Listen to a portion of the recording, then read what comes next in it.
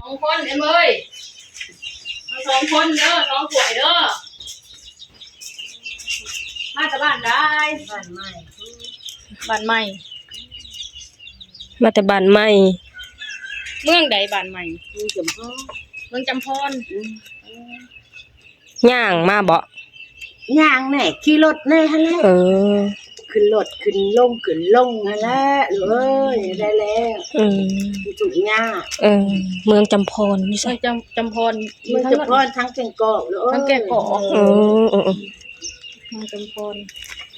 นี่ก็ช่วยแน่ลูกเอ้ยช่วยเหลือแม่แน่แม่ทุกข์ยากให้หน้าตะกร้าก็บ่มีบ่มีให้บ่มีหน้าติโดยแม่มาอยู่ซื่อ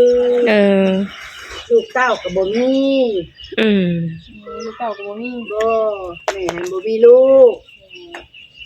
มีก็ช่วยเหลือแน่ไปช่วยแน่บ้านใหม่คำตองหลอกบ้านใหม่โดยอันมาหลอกก่อนกับบ้านใหม่คำตองหลอกเนาะนี่แหละพี่น้องอยู่ทางลาวนี่ก็คนทุกข์ยากลำบากก็ยังหลายเด้พี่น้องยังหลายเด้อช่วยแน่ช่วยเหลือเพิ่นแน่เป็นได้แล้วมันบ่มีไปจำบ่มีแล้วเพิ่นมีก็บ่ไป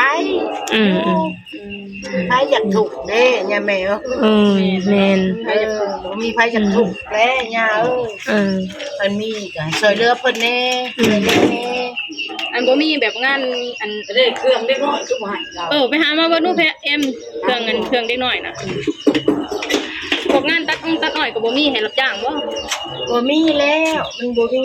แล้วช่วงนี้มันเบิดหรือบ่ช่วงนี้มันหมดแล้วมันบ่มีเลยช่วงนั้นก็ไปเฮ็ดงานอยู่แต่ว่ามันยังมีอยู่เด้เดี๋ยวนี้อ้อยยังก็เพิ่นแล้วมาแล้วแม่นแล้วบัดนี้หน้าก็บ่มีหน้าก็บ่มีขน้อยพวกมาคอนี่บ่มีหน้าส่วนหลายแถวนั้นบ่ค่อยมีหน้าบ่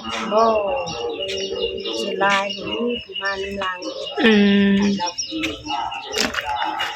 เอาของให้เด็กน้อยก็เสื้อผ้าให้เด็กน้อยพี่น้องแล้วพี่น้องเอ้ยคนลาวก็คนที่ยากก็ยังหลายเนาะพี่น้องเนาะแต่ก็เห็นมีคนมาช่วยเหลืออยู่บ่ทางนั้นนะบ่มีแล้วมีแต่ปีกายนี่แต่ปีนี้บ่เห็นช่วยเหลือกะข้าวดำเพิ่นละ2 โล2 โลน่ะมันก็บ่พอกิน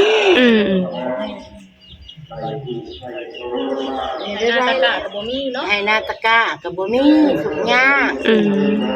มาขอนี่จักมื้อจังได๋มื้อนี่สิมื้ออื่นนี่แหละนี่มาบ้านนี่สิมื้อวานนี่นอนอยู่ไสมื้อแรงนอนไสมื้อแรงนี่สินอนวัดพุ่นแล้วนอนอยู่วัดบ้านปลาไหลพุ่นแล้วบ้านปลาไหลอยู่ไสอยู่พุ่นบ่มีเด้บ้านดอนปลาไหลนะดอนปลาไหลนี่แล้วเนาะนอนบัดดอนปลาไหลดอนปลาไหลอยู่ซั่นแล้วก็มื้อแล้วก็ย่างมาแต่ดอนปลาไหลบ่โดยเรียกว่านอนวัดคืนนี่นอนในนี้มื้อนี้หาคือสิออกจากนี่น่ะไปพุ่นไปนอนอยู่วัดดอนปลาไหลก็คือว่าง่ายๆคือว่าคำใช้ก็นอนนั้นนั่นแล้วคนหน่อยไปนอนคนหน่อยตื่นจักเดือนเลยนะ9 เดือนใช่ผัวได้ซะผัวบ่ได้มานำบ่โอ้ยผัวสมบ่ได้อยู่แล้วเขาไปหั่นแล้วไปหาเงินไกลพุ่นเวียงพุ่นว่าสิอยู่ใกล้เฮาบ่จักได้บ่ได้เงินบ่จักบ่เคยผ่าเสื้อผ้าก็ตัวได้ใช้ได้ก็เก็บไว้ใส่เด้อเก็บมาให้แต่รอบก่อนแล้วมาบ่ทันเขาเจ้าผ้าเด็กน้อยอันนี้ก็ให้แน่ลูกเงินค่ามื้อดีปานให้แม่แน่ค่ารถค่าล่างแน่ค่ามื้อนี่มีค่ารถค่ามื้อมีค่ารถอาจารย์ยังมีไว้50บ่บ่ได้หยังก็ขอเงินแล้วนี่แม่เอ้ยจะมีใบเดียวนี่อันนั้นไปแตกลูกไปแตกเงินไป50ใบแม่สิให้นะเพิ่นนี่แหละพี่น้องอยู่ลาวเฮาก็ยังมีคนถูกคนยากอยู่เนาะพี่น้องเนาะเพิ่นบ่มีให้บ่มีนาเฮ็ดเนาะพี่น้องเพิ่นมาเลาะขาอันมาเลาะขอข้าวเนาะพี่น้องคำไสนอนนั่นคำไสนอนหั่นเนาะพี่น้องเนาะ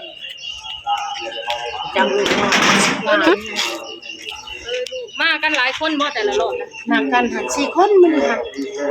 มาเที่ยวหลายนะไปทางมัน ไม่มีก็แต่เงิน เบิ่งทำกับไปนั่นนี่แหละค่ามื้อนี่ขอแต่กิโลจ้างรถ2แถวโลดเพราะว่าเงินก็มันมีส่ำนั้นนะเด้บ่ได้กินหยังเงิน50กับพละ50ไปไว้50หันแล้วโดยบ่ได้กินหยังแล้วขอค่ารถนำเพิ่นนั่นเด้ค่าเมื่อพระเจ้าเพิ่นนักข้าวเพิ่นสิบ่ฮู้ไปเด้ค่ามาขยันแล้วก็ย่างตัวเปล่าแล้วใครขอขี่รถนำทางอันนี้เจ้าสิหาบข้าวย่างขอขี่รถก็บ่ได้เด้อดีข้าวนั่นบ่มีลูกมีเต้าอยู่สองผัวละเมีย แต่ละปีมีคนไปซอยอยู่บ่ ก็มีผู้ซอยก็นั่นแหละคือเขาว่าเพิ่นให้หยังแหน่ไปเพิ่นให้ก็บ่ได้แป้งนัวว่าแหละเพิ่นก็ซอยน้ำปลาน้ำตกน้ำตาลเพิ่นก็ซอยหลายคนเพิ่นซอยหลายคนซอยหลายคนหั่นเด้แม่นก็เลยแบบไปจ่ายได้เพิ่นก็ซอยจ่ายไปหั่นแหละเพิ่นแม่นเพิ่นก็ซอยคนละเล็กคนละน้อยเนาะแต่บ่ได้แป้งนัวมักพริกมักพายยังครบหมดนะครบหมดเครื่องกินนะจ่ายก็ลูกเพิ่นเอาให้เพราะมาให้เพิ่นแล้วให้เพิ่นแบ่งกันเองได้บ่แบ่งกันเองเด้อได้เอามาพี่เดี๋ยวป้าให้เพิ่นแบ่งกันเองมาได้เลยถูกเนี่ยเดี๋ยวสิซอยเรือทั้งลูกก็ซอยเรือได้แต่คนละ50เด้อยังได้แหละทางลูกก็บ่มีคือกันมีเท่าไรก็ให้เพราะว่าก็ยังดีอยู่ยังมีให้มีหน้าเฮ็ดทางนี้ค่ะก็ไปหาเงินอยู่ไทยบ่แหละอันคือบ่พากันไปเฮ็ดงานอยู่ไทยเอากดไปได้เด้อเฒ่าเนาะคือยังแม่บ่มีอันนั้นเนาะแม่แหละแม่เฒ่าแล้วคือยังแบบแม่ก็ตะเพิ่นไปเฮ็ดบ้านเฮ็ดเบยเอาเงินมาใช้ไปหาเฮ็ดงานแถวเวียงกันลูกเอ้ยแม่แหละคือยังทั้งลูกก็ไปเฮ็ดงานอยู่ไทยจังได้มื้อตาปากได้นะแล้วก็บวกกับอันมีให้มีหน้าเฮ็ดแม่นนั่นแหละก็ลูกก็ซอยได้คนละ50นี่แหละอายุเท่าใดล่ะเจ้านะอายุเท่าใดประมาณ30พุ่นแหละ30เขาบ่มีตัวเลขดอกโอ้ยบ่จื้ออายุตัวเองบ่ฮู้อายุตัวเองเจ้าของแบบเขาบ่มีตัวเลขเขาค่ะบ่คือคนลาวเฮาเด้อคนลาวเฮายังฮู้ตัวเลขแล้วเบิ่งก็คือสิยังสิเป็นน้องเขาอยู่น้องแหละได้ลูกจักคนล่ะ3แหละ3แล้วบ่อันนี้3ผู้ละผู้3แหละผู้ใหญ่อันจักปีน่ะผู้ใหญ่หั่นผู้3ผู้2อ่ะตัวนี้ก็ใจเด้อนี่แม่เอ้ยช่วยเรือสะทุกสการเด้อให้เพิ่นหมั่นเพิ่นยืนให้เพิ่นอยู่ดีมาแห้งเด้อสาธุปีใหม่ปีเมืองโดยเพิ่นอยู่ดีมาแห้งขอบใจเด้อค่ารถกลับบ้านแม่เอ้ยค่ารถกลับบ้านเด้อ50,000มีก็ให้ไปเบิ่งแน่ไปช่วยแน่ผู้บ่มีลูกมีเต้ามีผู้เฒ่านี่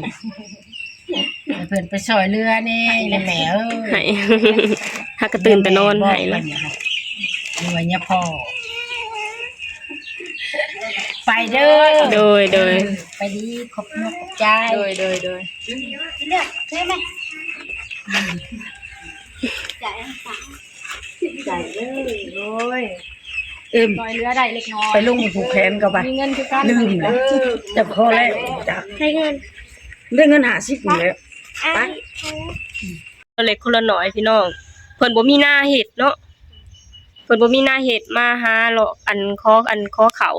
ซอยกันดำเล็กดำน้อยขารถขาล่างเนาะพี่น้องเฮากับบ่แม่นว่าเฮาสิมีหลายเนาะเฮาก็มีพออยู่พอกินเฮาก็ซอยเท่าที่เฮาซอยได้สิให้เพิ่นจนว่าตัวเองเดือดร้อนก็บ่ไหวนะแม่นเฮาก็ให้เท่าที่เฮาซอยไหวผู้สาวนี่มาเลี้ยงแต่แบะนะผู้สาวนี่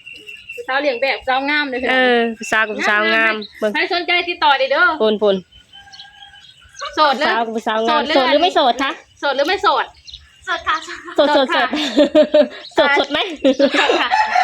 สดไหมสาวลาวสดไหมอ๋อทั้งสดนะคะทั้งสดสวยนะทั้งสดนะคะมื้อนี้สตูก็จะขอจบคลิปลงเท่านี้ก่อนเด้อฝากให้พี่น้องช่วยกดไลค์กดแชร์กดติดตามให้ช่องมาดอนเด้อสบายดีสวัสดีค่ะ